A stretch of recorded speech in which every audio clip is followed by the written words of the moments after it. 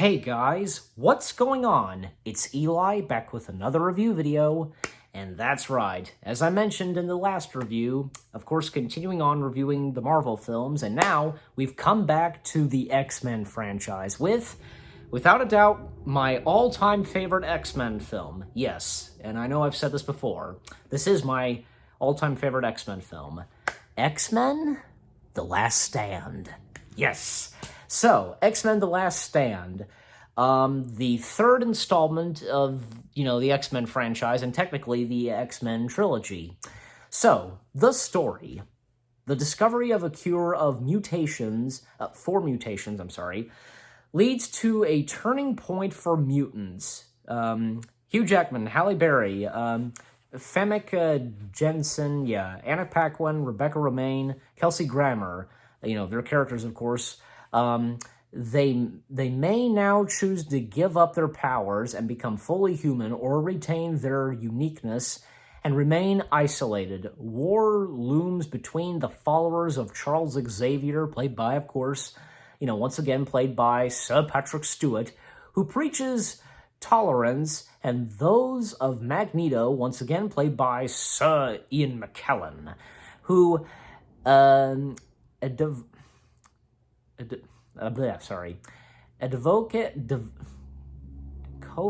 decovates survival of the fittest.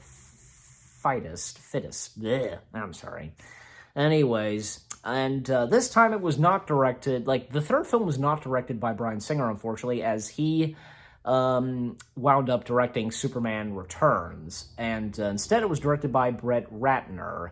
I have read about this, that if Bryan Singer had directed the third film, this film would have been totally different than than how this turned out, what we have today.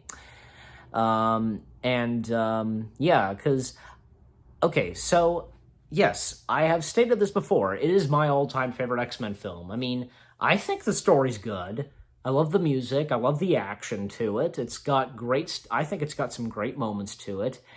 And especially since the fact, we eventually, when we eventually got, say, X-Men Days of Future Past, I think things seemed to got a little bit better for Days of Future Past, because obviously, X-Men Last Stand. Days of Future Past seemed to shaping things up for Last Stand. Basically, Days of Future Past brought everyone back to life, basically. So, yeah. And of course, with the return of Wolverine, Charles Xavier, and this time, in new additions, Kitty Pryde, played by Elliot Page, who at the time was, she was known as Ellen Page. Yeah, Ellen Page, right. Yeah, that's right. And of course, Ian McKellen as, Magneto, and Famke Janssen as Jean Grey. And this is where, Jean returns. She's alive, but this time the Dark Phoenix has basically has taken control of her. And, and also, with the return of Raven, Cyclops, and more new additions. Warren, played by Ben Foster. Warren, a.k.a. the Angel. So we get to see the Angel, and, and also, another new addition, Kelsey Grammer as Beast. I think he was definitely one of the highlights of this film for sure. He totally fit the role of the Beast like a glove for sure. And also, Vinnie Jones, as Juggernaut. Yeah. I think he was a good Juggernaut. And also, of course, the return of Anna Paquin as Rogue, Shawn Ashmore as Iceman, and, what's his name? Pyro, that's right. Aaron Stanford, he joined the side of Magneto, of course. And also, another new addition, Colossus, played by Daniel, wait a minute. No, he was my mistake, he was in the last X-Men film, X2. And also, Bill Duke and Brad Kelly, they're in this too. And, other, evil mutants that join Magneto, and basically Magneto, creates the Brotherhood, and, having like the mutants that are against the cure joining him and, basically taking on and defeat stopping those, that are involved and they made the cures. And yeah, I mean, I understand, like, you know what? There wasn't that much for some of the characters, like, you know, Raven, Cyclops, and even say Rogue. I mean, okay, like Raven, because she accidentally like gets the cure in her and she turns into human, no longer a mutant. And even my mom told me this, that she didn't like the fact that Magneto just left Raven. Well, I guess that's how it was. And we do see eventually like what Raven does, gives the location of where Magneto and the mutants are hiding, basically. So I think I think she's probably redeemed at that point. Like when she turns into human and Magneto left her, she is redeemed and she helps out by finding Magneto. So, and also Cyclops, because at one point, he's killed off early in the film by Jean, and definitely one big major death, of course being Charles Xavier. That whole fight sequence in Jean's house and, Jean just basically just obliterating Charles, just basically causing him to explode, turning to dust, etc. And of course, it's nice to see that, Magneto grieving over Charles' death and even, snapping at Pyro, because Magneto did not like what Pyro said, that Pyro would have killed the professor. And, Magneto set Pyro straight. Yeah. So, even though that Magneto is kind of on the bad side, he has his own terms, I know I've said this before. Magneto and Charles Xavier, even though they're on both different sides, they have their own opinions, they're still best friends, and for that matter, they're frenemies. So, and of course, Magneto would never harm Charles Xavier. And also, I'd like to point out that, yeah, even Rogue is feeling a bit upset and jealous over, Bobby, aka Iceman, and Kitty Pryde, and of course, Rogue is considering on getting the cure, and even Wolverine trying to convince her and so on. And, Wolverine not giving up on Jean and, expressing his love to Jean, etc. And, oh gosh, and especially, of course, the climax, and especially when Magneto breaks the Golden Gate Bridge. That was an amazing sequence and shot right there. I think, yeah, part of that was practical. That and the fight sequence at Jean's house. Jean's house was, those shots were practical as well. I found that out. It's really cool. And they still look good, and they still look good. Those shots still look good to this day, and that's because they were practical. That's what it comes to with practical effects. And I did spot this. R. Lee, the late R. Lee, he had a voice cameo, giving instructions to the soldiers. And the fight sequence, because that was a weird cut. After Magneto, sets the Golden Gate Bridge down, he tears it apart, and, once that's done, then we cut to nighttime. What happened? Were they stalling and just waiting for it to be nighttime? I don't know. And, the X-Men team, they come in, and seeing Kelsey Grammer in action as Beast, that was great too. And, a couple of the mutants were sent in to kill, oh gosh, what was his name again?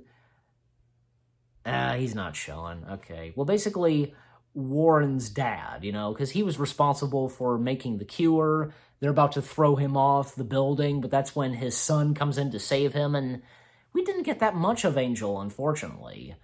That was a bit of a shame. We could have seen him in action, but instead all he did was just save his dad from falling to his death. That's it.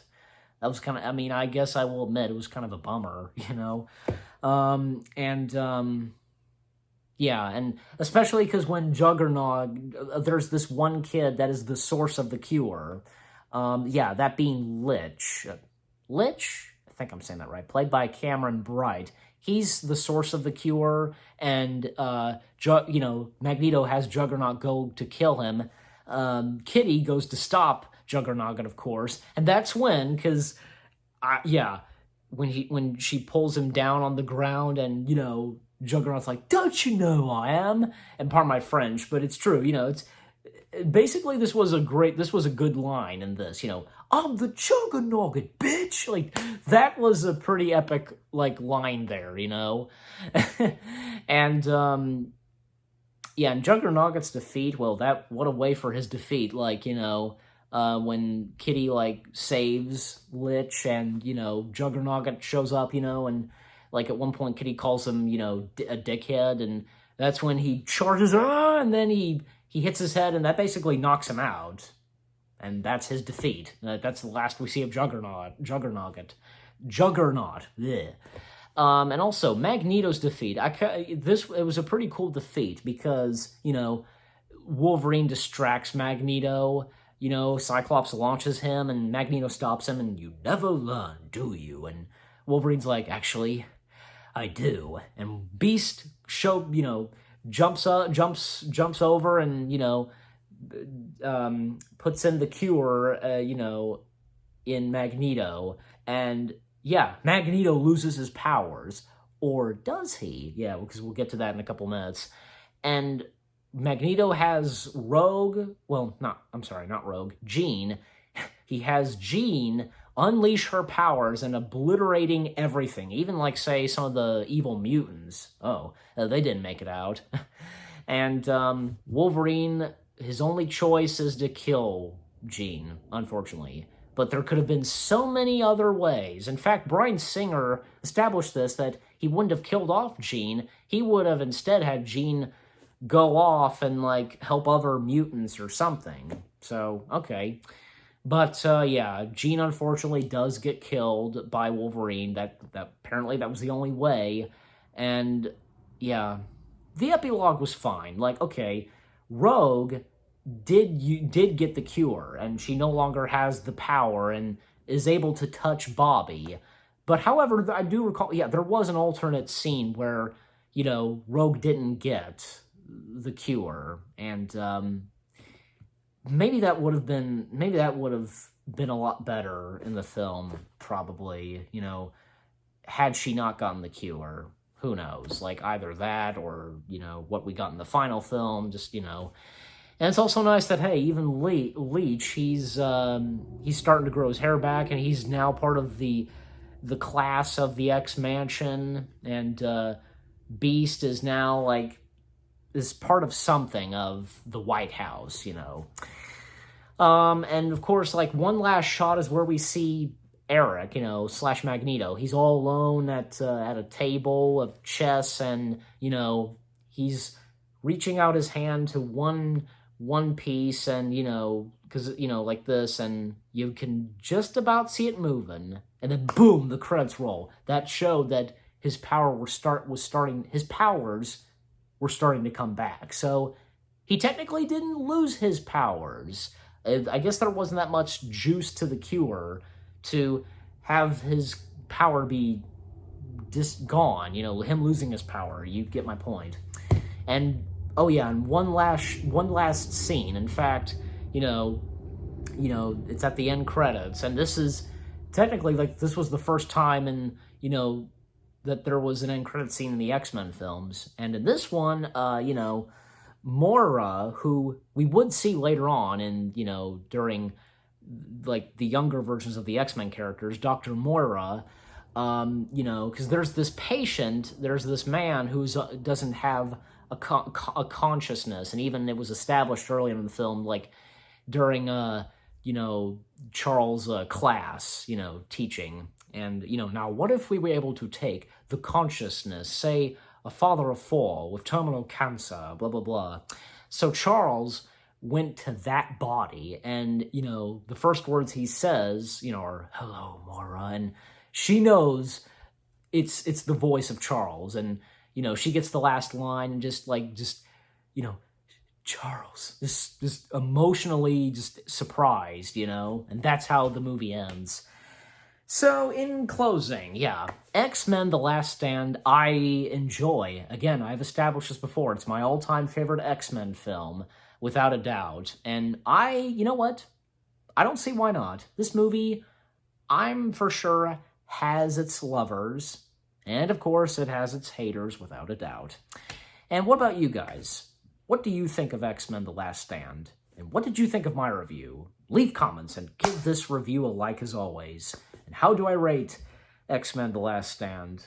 Well, just to be on the safe side, you know, I mean, I can't say it's a masterpiece or anything like that. You know, I can't deny that. I'll safely give it an 8 out of 10.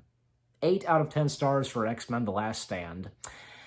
So anyway, so with that being said, thank you for watching. I hope you guys enjoyed my review of X-Men The Last Stand. Again, 8 out of 10 stars, more reviews coming your way. They're going to be awesome. Keep looking forward. And I'll see you guys in the next video/review. And stay tuned later this week. We are, of course, I'm of course continuing reviewing the Marvel films, and we're going back to the MCU once again.